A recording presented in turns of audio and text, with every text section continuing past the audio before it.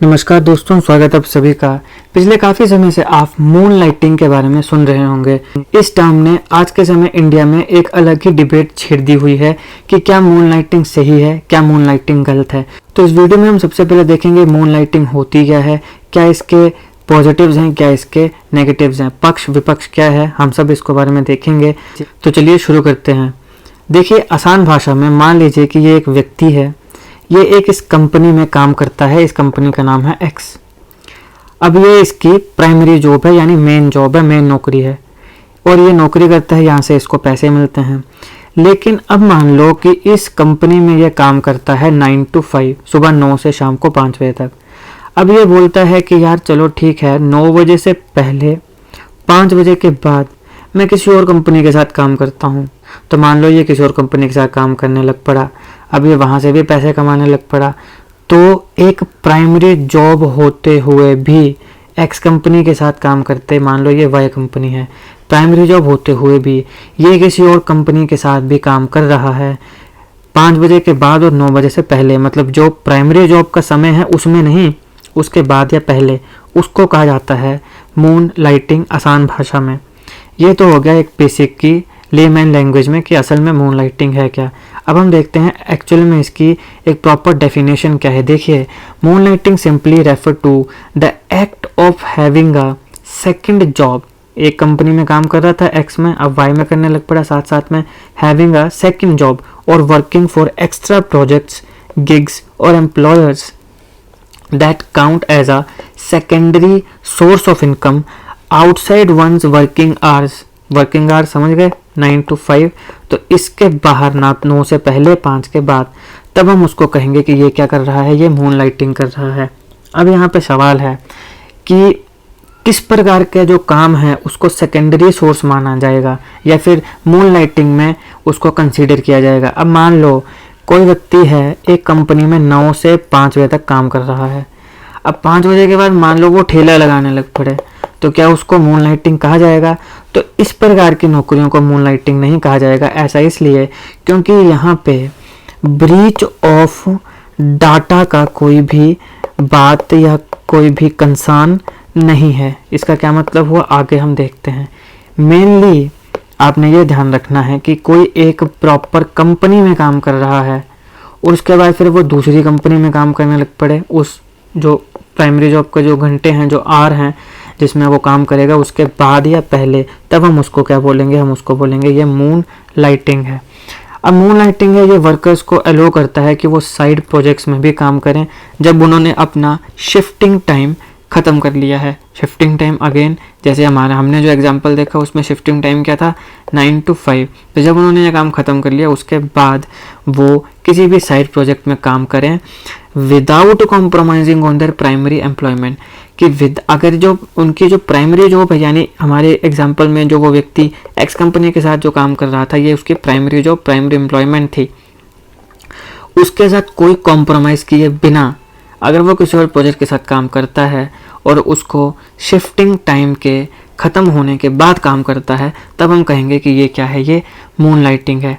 अब रिसेंटली एक कंपनी है स्विगी, आपने इसका नाम सुना होगा। आप में से बहुत से लोगों ने अपने लिए कुछ डिलीशियस खाना भी इससे मंगवाया होगा। इसने अपने एम्प्लॉयज़ के लिए इंट्रोड्यूस करी मून लाइटिंग पॉलिसी। तब से ये काफ़ी डिबेटेबल बन चुका है कि क्या ये सही है, क्या ये गलत है। कई लोग कह रहे हैं कि ठीक है, जो वर्कर है उसको अलो करना चाहिए कि वो अपने साइड बिजनेस में कुछ ना कुछ काम कर सके, लेकिन कई लोग जो हैं वो इसको काफ़ी क्रिटिसाइज़ कर रहे हैं और इसको चीटिंग मानते हैं, राइट। तो एक तरफ तो है स्विगी जिसने मून लाइटिंग पॉलिसी को इंट्रोड्यूस किया अपने एम्प्लॉयज़ के लिए, लेकिन वहीं पे दूसरी आती है विप्रो। आप जानते हैं काफ़ी इम्पोर्टेंट और फेमस कंपनी है इंडिया की। विप्रो में मिस्टर प्रेम जी, जिनकी विप्रो कंपनी है, उन्होंने अपने कंपनी में 300 लोगों को, स्टाफ को निकाल दिया क्योंकि वो उनके राइवल्स के साथ काम कर रहे थे, क्योंकि उनको मून लाइटिंग करते हुए पाया गया था, जो कि according to mister Prem ji violation है इंटीग्रिटी की। अब यहाँ पे ध्यान दीजिएगा, कई लोग विप्रो के चेयरमैन को क्रिटिसाइज भी कर रहे हैं, मगर यहाँ पे एक शब्द को ध्यान में देखिएगा, राइवल्स। एक व्यक्ति जो विप्रो के लिए काम कर रहा है वो उसके राइवल के लिए भी काम कर रहा है। तो ये मेरा तो ऐसा मानना है कि गलत है, ठीक है, क्योंकि वो राइवल के लिए काम कर रहा है जिन दोनों के बीच में कंपटीशन है, ठीक है ना। इंडिया और पाकिस्तान के मैच में आप या तो इंडिया का समर्थन कर सकते हो या पाकिस्तान का समर्थन कर सकते हैं। अगर आप बोलोगे कि हम इंडिया और पाकिस्तान दोनों का समर्थन करोगे तो उसका तो लॉजिक ही नहीं बना। हम ये चाह सकते हैं कि एक हमारी टीम जीते, जैसे अगर इंडिया पाकिस्तान का मैच है तो मैं चाहूँगा कि इंडिया जीते। ऐसे कैसे चाह सकते हैं कि दोनों जीते? मतलब चलो पाकिस्तान का एग्जाम्पल नहीं लेना आपने, तो आप कोई और एग्जाम्पल ले लो। मान लो इंडिया और श्रीलंका का एग्जाम्पल ले लो। पाकिस्तान थोड़ा ऐसा मान लिया जाता है कि हमारा दुश्मन देश है, तो चलो श्रीलंका के साथ ले लो। अगर इंडिया और श्रीलंका का मैच भी होगा तो मैं ये नहीं बोल सकता कि दोनों में से कोई भी जीत जाए। हम तो दोनों को ही जीतना चाहते हैं।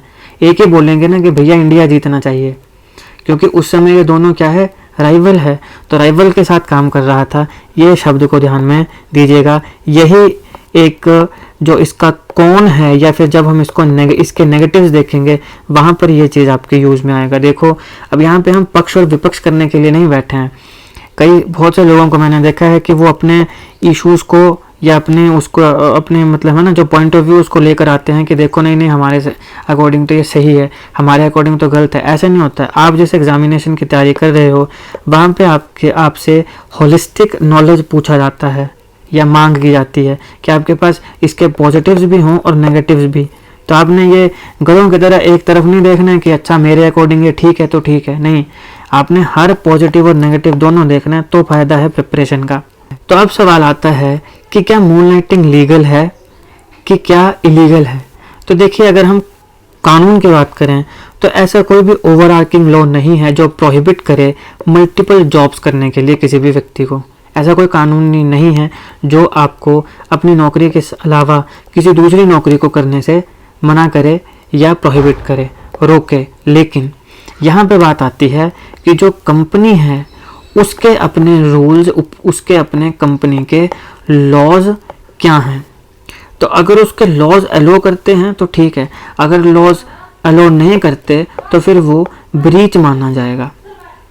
तो यहाँ पे कानून क्या बोलता है नहीं बोलता है वो अलग है, लेकिन कंपनी के अपने रूल्स और लॉज भी हैं जिसको अबाइड करना पड़ता है, मानना पड़ता है।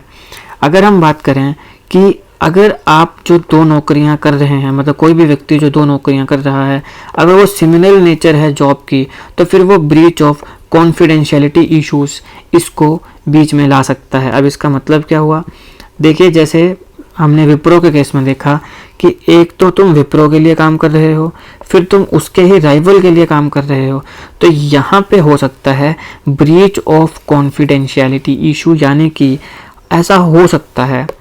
अब देखो एम्प्लॉई अपनी प्राइमरी जॉब जिस कंपनी में कर रहा है उसको धोखा देना चाहे नहीं देना चाहे, मान लो वो ईमानदार हो, मान लो वो जरा पैसे के लिए ही कर रहा हो, लेकिन आप एम्प्लॉय के पॉइंट ऑफ व्यू से तो देख रहे हो, लेकिन अभी 5 मिनट के लिए एम्प्लॉयर के पॉइंट ऑफ व्यू से देखने की कोशिश करो।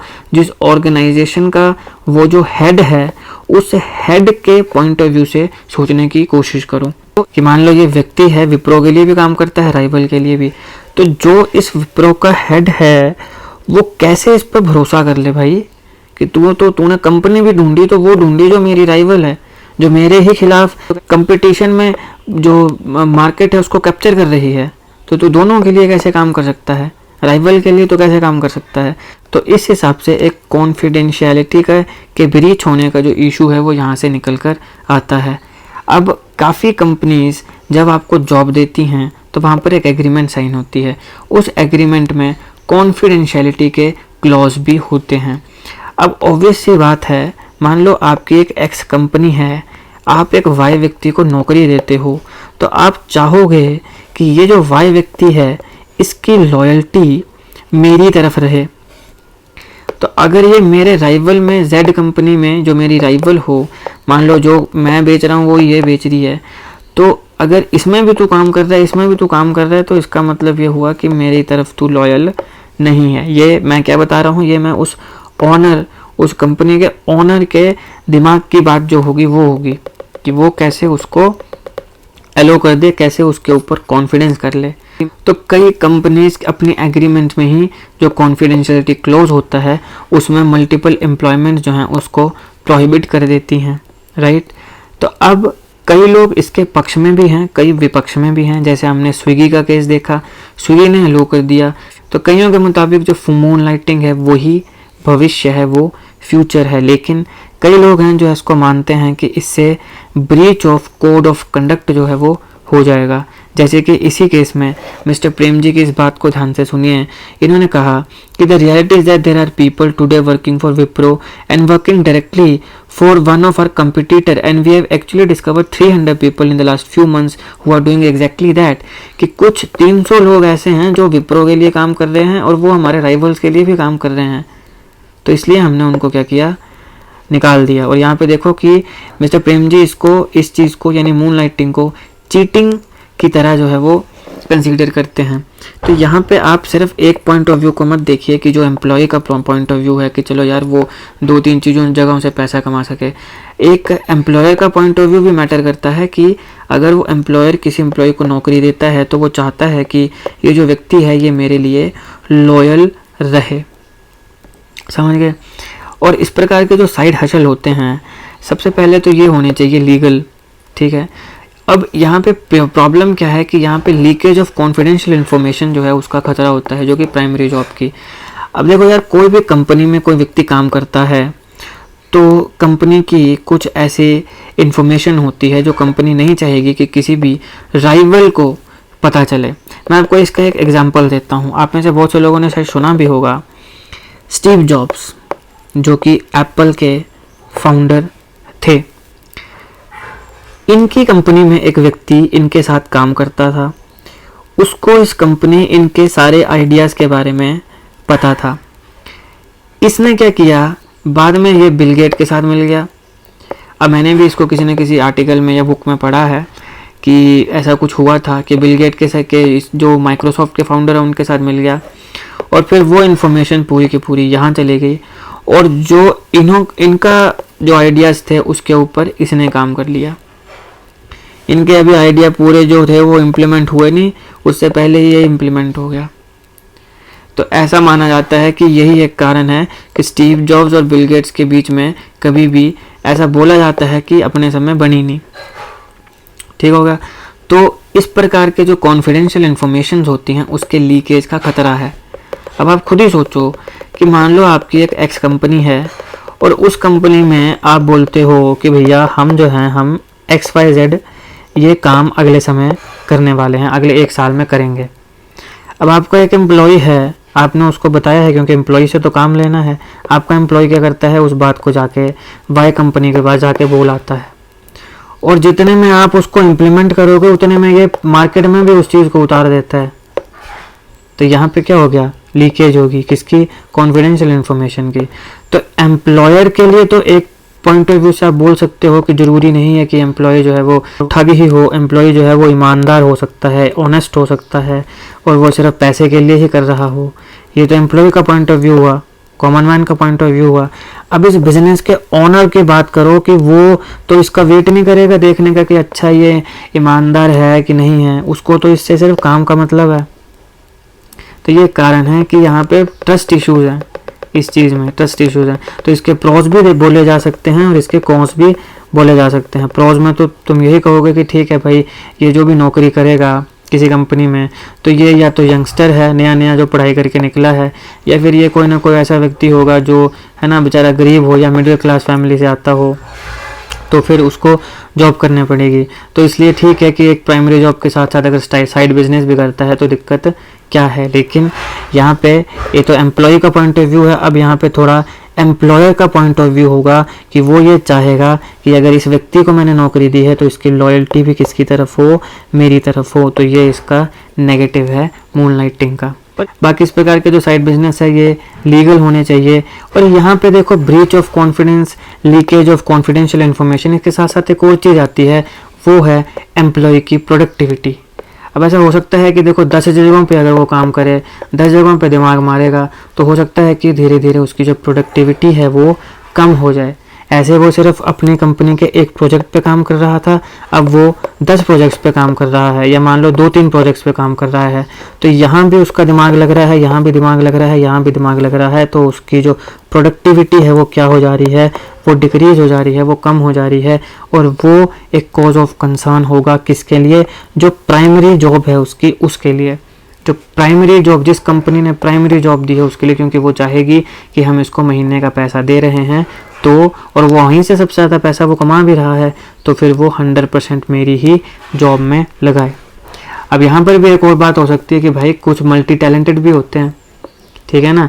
अब जैसे एक बात है कि अगर एक कंपनी 10 कंपनियाँ बना सकती है, एक ओनर अगर 10 कंपनियाँ बना सकता है, तो एम्प्लॉय मल्टी टैलेंटेड भी हो सकता है कि ठीक है मैं प्राइमरी जॉब कर रहा हूँ, मैं उसके साथ 10 और जॉब जो है वो कर सकता हूँ और मेरी प्रोडक्टिविटी वैसे ही रहेगी। तो फिर यहाँ पर भी एक लॉयल्टी वाला जो इशू है वो आ सकता है। अब ये लॉयल्टी वाला इशू की जो मैं बात कर रहा हूँ, ये भी डिपेंड करता है कि ओनर क्या चाहता है। अगर जैसे स्विगी के केस में हमने देखा कि ओनर जो है वो अलो कर रहा है तो कोई दिक्कत नहीं है, ओनर अगर अलो नहीं करे तो फिर दिक्कत आ जाती है। तो अब एम्प्लॉयज़ के लिए क्या एडवाइस है, देखिए जैसे मैंने कहा कि कुछ कंपनीज जो हैं वो मून लाइटिंग कम्प्लीटली सपोर्ट करती हैं, जिसका मैंने आपको एग्जांपल दिया स्विगी। कुछ नहीं करती हैं, जैसे विप्रो या फिर IBM हो गया, या ऐसी और कंपनी, बहुत सी कंपनीज है जिन्होंने मून लाइटिंग को क्रिटिसाइज़ भी किया है। तो जैसे हमने पहले देखा कि जो एम्प्लॉय है जब वो किसी कंपनी में जॉब लेता है तो वहाँ पे क्या मिलती है उसको, वहाँ पे उसको कॉन्ट्रैक्ट साइन करने को मिलता है। तो सबसे पहले अच्छे से देख लें कि आपके कॉन्ट्रैक्ट में मून लाइटिंग जो है उसको अलो किया गया है या फिर नहीं किया गया है। अगर किया गया है तो करें, नहीं किया गया है तो ना करें। अगर आप ऐसा नहीं करते हो तो फिर फ्यूचर में, भविष्य में आपको काफ़ी ट्रबल्स का सामना करना पड़ता है। कैसे ट्रबल्स, पहली चीज़ तो आपकी जो प्राइमरी जॉब है वो लॉस हो जाएगी और इससे आपको काफ़ी लीगल एक्शन जो हैं वो भी देखने को मिल सकते हैं। पहले ऐसे काफ़ी इंसिडेंट्स देखने को मिले हैं। तो अब जैसे मैंने बताया कि या तो यंगस्टर है या फिर गरीब या मिडिल क्लास फैमिली से आया कोई व्यक्ति है, तो फिर वो पूरी उम्र कोर्ट के केस चक्कर लगाते तो फिरेगा नहीं। इसलिए सबसे इम्पोर्टेंट है कि जब तुम जॉब लेते हो तो वहाँ पे उसका कंट्रैक्ट जो है उसे देख लें कि क्या उसमें मून लाइटिंग अलो की गई है या नहीं की गई है, क्योंकि कहा भी जाता है बेटर सेफ देन सॉरी। ये था मून लाइटिंग के बारे में सारा इंपॉर्टेंट फैक्ट्स। आई होप आपको वीडियो अच्छी लगी हो। अगर आपको वीडियो अच्छी लगे तो लाइक करिएगा, शेयर करिएगा और ऐसे जी के वीडियोज़ के लिए हमारा चैनल सब्सक्राइब करिएगा। Thank you for watching.